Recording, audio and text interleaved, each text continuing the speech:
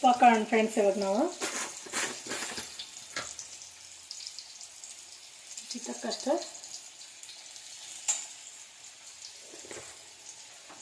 ಇಸ್ಕೊಳ್ಳೋಣ. ಇನ್ನೊಂದು 5 ಮಿನಿಟ್ಸು ಚೆನ್ನಾಗಿ ಇಲ್ಲಿ ನೋಡಿ ಫ್ರೆಂಡ್ಸ್. ಚಿಕ್ಕ ಜಾರಿಗೆ ಸ್ವಲ್ಪ ಜೀರಿಗೆ, ಒಂದು ಸ್ಪೂನಷ್ಟು ನೋಡಿ, ಸ್ವಲ್ಪ ಒಣ ಕೊಬ್ಬರಿ ತಗೊಂಡಿದ್ದೀನಿ ನೋಡಿ ನಾನು.